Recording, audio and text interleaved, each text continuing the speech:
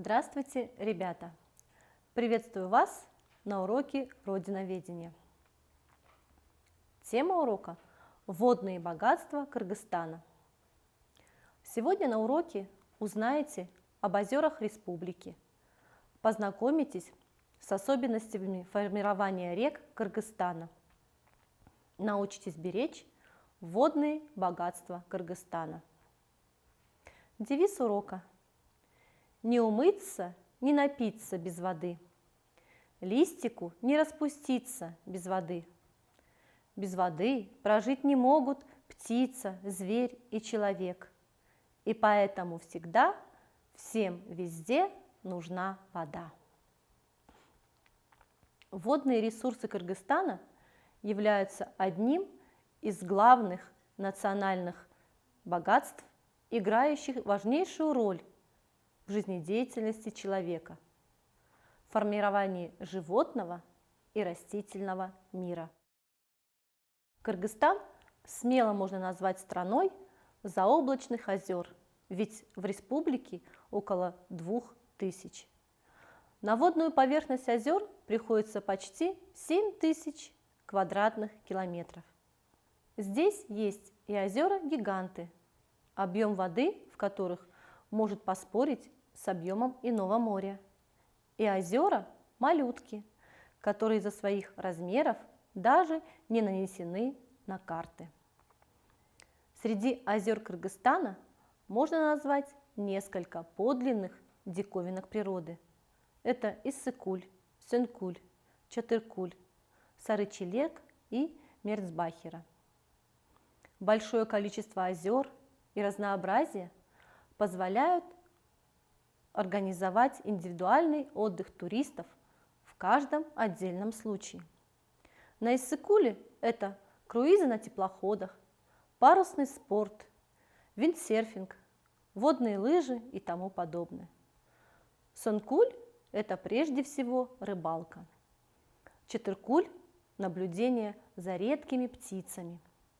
Сары-Челек – прогулки и окружающие пейзажи. Мерцбахира – арктический климат, плавающие айсберги и ежегодное исчезновение озера.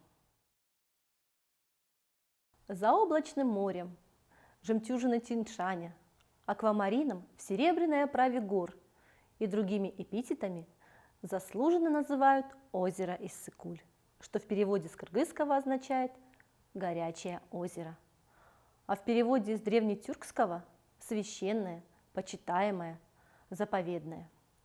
Под таким названием оно встречено впервые в анонимном географическом сочинении X века «Границы мира».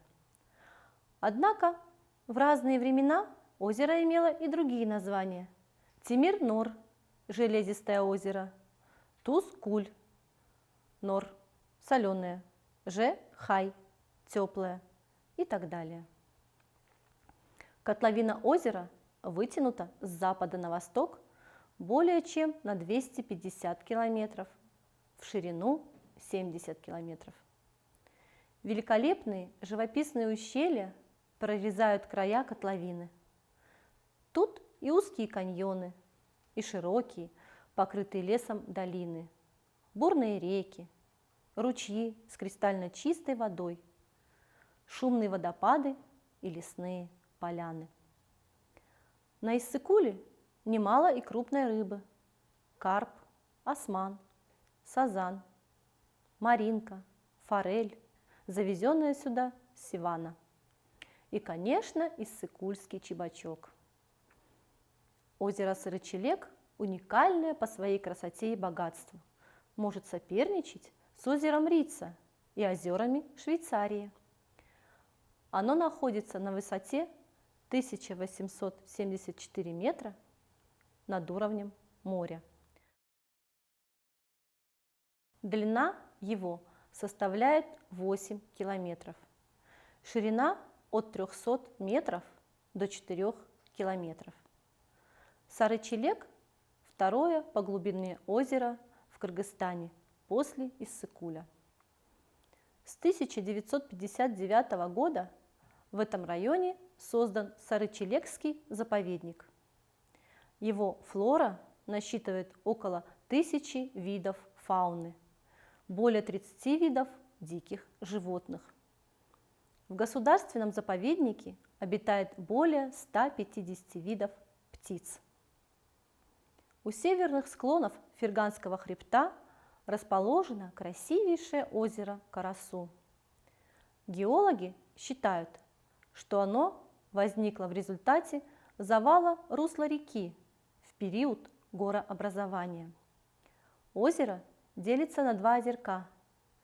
Местные жители назвали верхнее Капкаташ, а нижнее Карасу. Водятся там маринка и осман. Окрестности озера очень живописны. Своеобразно озеро Санкуль среди горных нагромождений, поднимающихся выше 3000 метров над уровнем моря.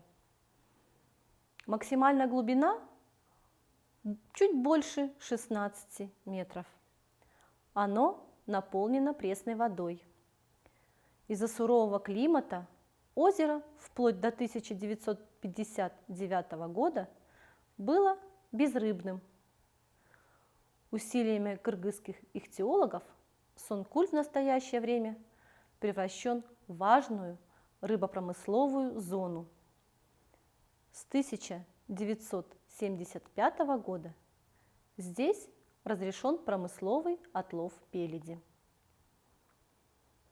Самое высокогорное в республике озеро Четыркуль.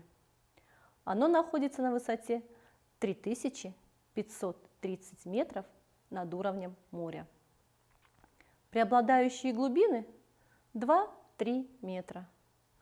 Рыбы в Четыркуле нет из-за низкой температуры. Реки – это жизненные артерии, по которым словно кровь в живом организме движется вода, говорил древнекитайский философ. Реки – посланцы неба, утверждал в бессмертных своих творениях древнегреческий поэт Гомер.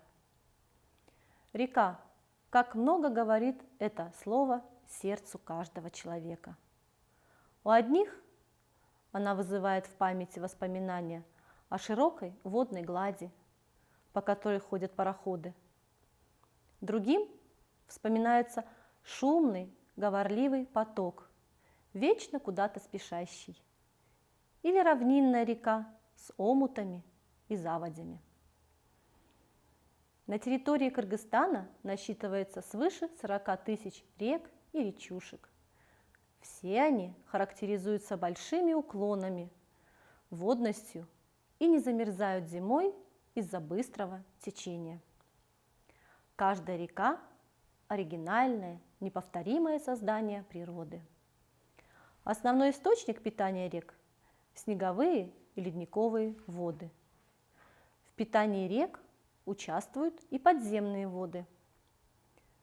Самая многоводная и самая быстрая река Кыргызстана – Нарын. Ее протяженность в пределах Кыргызстана 535 километров. Она образуется слиянием Большого и Малого Нарына, берущих начало от ледников в районе Сыртов. В Нарын впадает свыше 600 больших и малых рек. Пересекая республику с востока на запад, Нарын достигает Ферганской долины, где, сливаясь с Карадарьей, образует Сырдарью. На реке Нарын построено Тагдагульское водохранилище.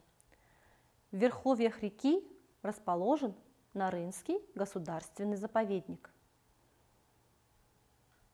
Река Талас, протекающая по территории Кыргызстана и Казахстана. Длина реки 661 километр. Образуется от слияния рек Каракол и Уч-Кошой, берущих свое начало в ледниках Таласского хребта Кыргызстана. На своем пути река Талас принимает много притоков, из которых наиболее полноводные Урмарал, Кар, Акбура, Кумуштак, Калба, Бешташ, Кенькёль. В нижнем течении река теряется в песках Моюнкум. Ее воды разбираются на орошение. Главная река Кыргызстана – Чу. Она образуется в Кочкорской впадине от слияния рек Джоарык и Кочкор. Минуя озеро Иссык-Куль, Чу выходит в одноименную долину. Здесь в нее впадает самый крупный ее приток Чон-Кимин и ряд мелких рек. Многие реки Кыргызстана имеют подземное питание. Самое большое подземное питание у реки Красной в Чуйской долине. Своим происхождением река обязана исключительно подземным водам. За счет таяния снегов и ледников питается река Чаткал, стекающая с юго-западных склонов Таласского хребта. Протекая по Чаткальской долине, она принимает 3 крупные притока, а затем уходит на территорию Узбекистана, образуя реку Чирчик. Чаткал – горная река в Кыргызстане и Узбекистане. До образования Чарвакского водохранилища являлась левой составляющей реки Чирчик. В верхнем течении носит название Каракульджа. Длина 217 километров. Берет начало на юго-западных склонах хребта Таласского Алатоу. Течет в основном на запад по самой западной части Тяньшаня, между хребтами Сандалажским и Коксуйским на севере и Чактальским на юге. В верхнем течении протекает в широкой долине с крутыми склонами. Ниже впадение реки Терс в глубоком ущелье. Впадает в Чарвакское водохранилище неподалеку от поселка Бурчумула. 2000 озер в Кыргызстане, но этого мало. Люди создают искусственные водоемы, все новые и новые озера-водохранилища. Эти рукотворные озера – гигантские копилки драгоценной в Средней Азии воды, призваны решить проблему засушливых лет, обеспечивая водой сельское хозяйство не только Кыргызстана, но и соседних республик. На юге Кыргызстана накапливают воду для полива Найманское и Тагдагульское водохранилища. У последнего впервые в мировой практике дно было выслано полиэтиленовой пленкой. С октября по май воды накапливает Ототокойское водохранилище, отдавая воду в летний период для орошения земли Чуйской долины с помощью многочисленных каналов и разветвлений оросительной сети.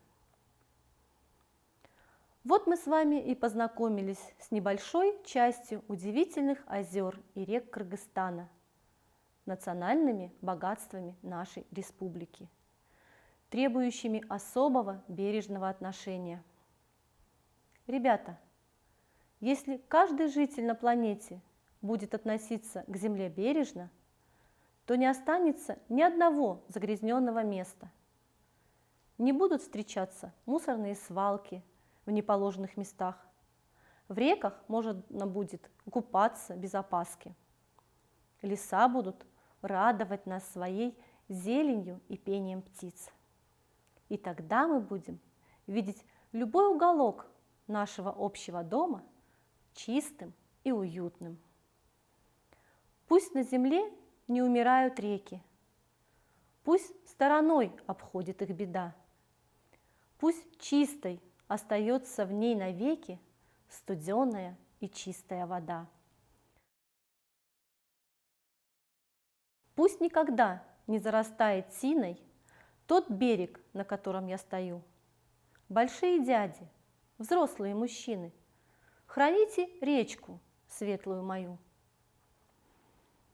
Наш урок подошел к концу. Закончите предложение. Что я узнал нового? Чему научился? Чему удивился? Найди интересную информацию об озере или реке Кыргызстана и поделись ей со своими друзьями. А я прощаюсь с вами. До свидания. До новых встреч.